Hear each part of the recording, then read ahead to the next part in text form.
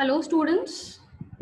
So in this video lecture I will be talking about the air fuel ratio. What is a air fuel ratio?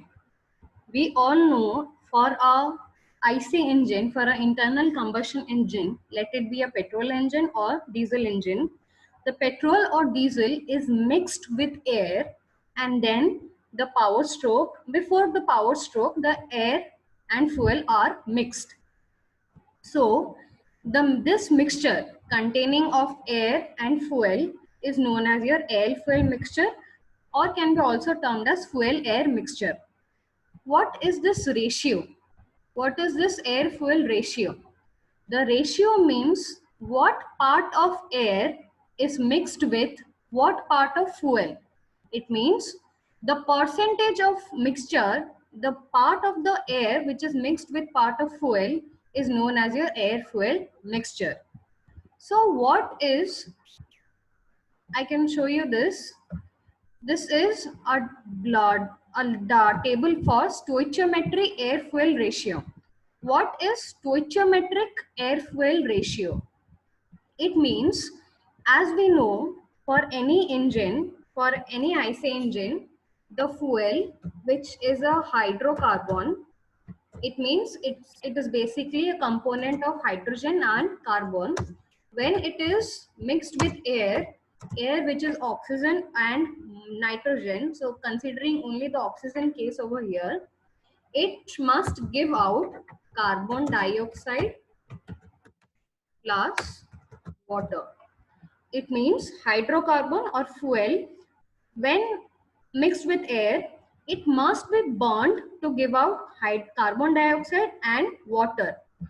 A stoichiometric air fuel ratio means the part of hydrocarbon, when mixed with certain part of air, it is completely burned to give carbon dioxide and water. It means there will be no leftover hydrocarbon or fuel or no leftover air. You can see this table. This is of methanol, ethanol, butanol, diesel, gasoline, so on. Considering the case of gasoline, which is petrol and diesel. See, for gasoline, the air fuel ratio is 14.7:1. It means 14.7 parts of air is mixed with 1 part of gasoline to give out, so that the complete mixture is burned to give out parts of carbon dioxide and water. There is no leftover of gasoline or air left if I take the ratio as 14.7:1. Similarly, for diesel, it is 14.5:1. That means 14.5 parts of air when mixed with 1 part of diesel, the mixture is completely burned to give out carbon dioxide and water. So, there's a question. Do I always need to maintain this stoichiometric air fuel ratio, or this ratio can be changed?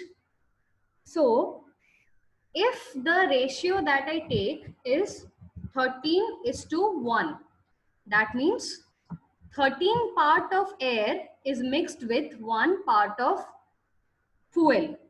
Let me write, the stoichiometric is 14.7:1. So now the ratio that I take is 13:1. That means 13 parts of air is mixed with 1 part of fuel. If I compare with the stoichiometry, this is 14.7 and now that is 13. That means the air part is reduced. That I can also say, when air is reduced, fuel increases, the parts of fuel is increasing. So I will term this as a rich mixture, where the fuel parts is more than air, or air part is less than fuel as compared to your stoichiometric. Similarly, if I take a case of 16:1, that means you can see now the air part, which should be 14.7, is now 16. That means the air part is more. So I can say fuel part is less. So I can term this as a lean mixture.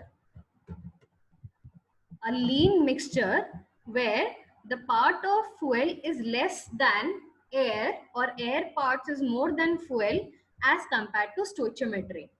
So when do I need a stoichiometric air fuel ratio or a rich air fuel ratio or a lean air fuel mixture? As I have already given you the notes, the carburetor must supply the air fuel mixture of varying proportion to suit different operating requirements.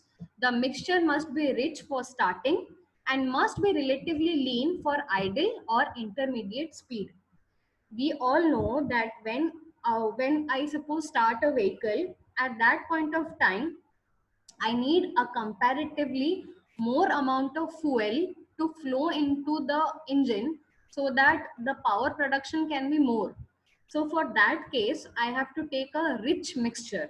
That means fuel part is more than air as compared to a stoichiometric. And similarly, when the vehicle is in accelerating condition, means I have to increase the speed. At that time also fuel parts are taken to be more. But when, in case when the speed is not so high, I don't need much power, then what's the point of having more fuel? At that point of time, I will be using a mixture which is lean. And similarly, when the vehicle is in ideal condition, it is not running. At that point of time also, I do not need a rich mixture, a lean mixture will be doing the job. So I can show you another picture. This is your the diagram.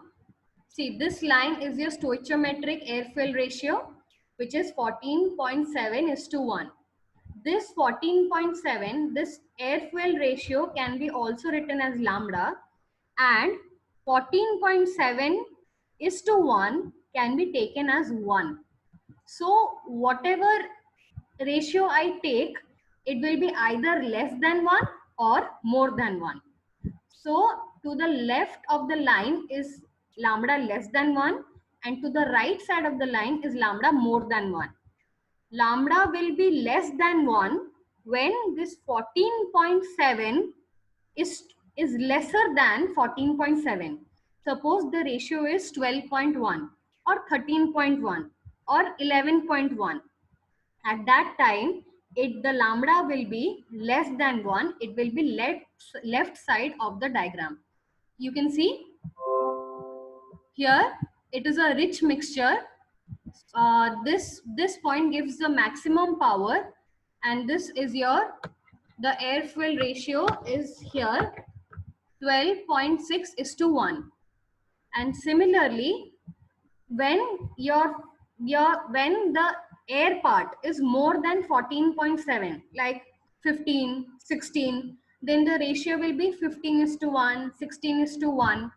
Then that will be known as lambda more than 1. So it will be on the right side of the center line. See, this is the right side, and this point gives the best fuel economy where the air fuel ratio is 15.4 is to 1 or lambda is 1.06. So this is the theory about air fuel mixture which you will be needing to know.